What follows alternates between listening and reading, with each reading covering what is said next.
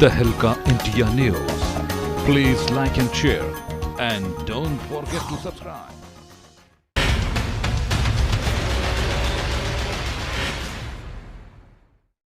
विदिशा जिले के करारिया थाना पुलिस ने एक नाबालिग युवती को पिछले दिनों गिरफ्तार किया था, जिसकी शारीरिक और मानसिक शोषण करने का मामला सामने आया। वहीं इसी की निशानदेही पर मंडीदीप रायसन से एक और युवती को पकड़ा गया। पूछताछ में मालूम हुआ कि दोनों युवतियां महाराष्ट्र के गढ़चिरौली थाने में किसी अपराध से फरार है। एक साल पहले वे महाराष्ट्र से मध्य प्रदेश मंडीदीप और अब करारिया थाना क्षेत्र में आए। एसपी विनायक वर्मा ने महाराष्ट्र पुलिस से संपर्क कर दोनों युवतियों की सुपुर्दगी देने की बात कही। वहीं अन्य युवतियों के साथ शारीरिक शोषण करने वाले 3 व्यक्तियों को भी गिरफ्तार करने की बात उन्होंने कही। जिस समय दोनों युवतियां महाराष्ट्र से भागी थी, उस समय दोनों नाबालिग थी। अब एक युवती बालिग हो चुकी है। तहलका इंडिया न्यूज के लिए रवि चौरसिया की रिपोर्ट। किस तरह की कार्रवाई की? जिला विदिशा के थाना करारिया क्षेत्र में सूचना के आधार पर मालूम पड़ा कि कोई नाबालिग लड़की है जो बाहर क्षेत्र से आई है और संभवतः किसी कठिन परिस्थिति में जीवन बिता रही है।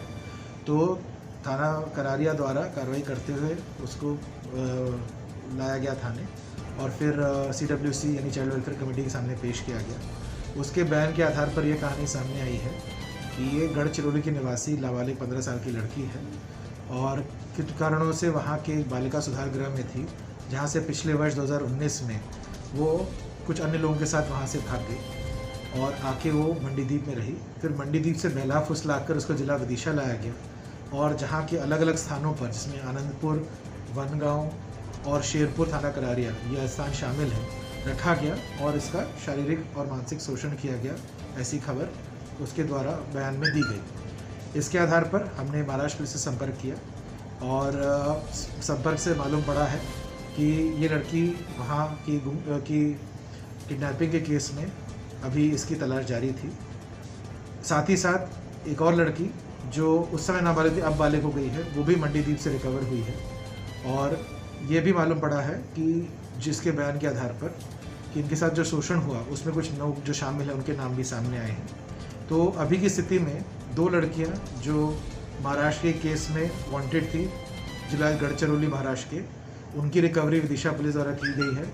साथ ही साथ एक सूची हमारे द्वारा तैयार की गई है बयान के आधार पर कि कुछ लोग हैं जिन्होंने इसका शारीरिक शोषण करने में जिनकी भूमिका सामने आई है, उन लोगों के खिलाफ हम सख्त कार्रवाई भी करेंगे और महाराष्ट्र पुलिस से कोऑर्डिनेशन के साथ इस केस को आगे बढ़ाएंगे। फिलहाल दस्तयाबी के लिए लड़कियों को महाराष्ट्र पुलिस को सुपुर्द किया जा रहा है और प्रयास रहेगा कि जितने भी लोग उसके शोषण में शामिल थे उनको जल्द से जल्द सामने लाया जाए और यदि कोई गिरोह इसमें सामने आता है तो उसका पर्दाफाश किया जाए। लगभग कितने लोग होने चाहिए? हमारी जानकारी में ऑलरेडी 3 लोग हैं, उनको हम चिन्हित भी कर चुके हैं और शीघ्र उनकी अरेस्ट की जाएगी।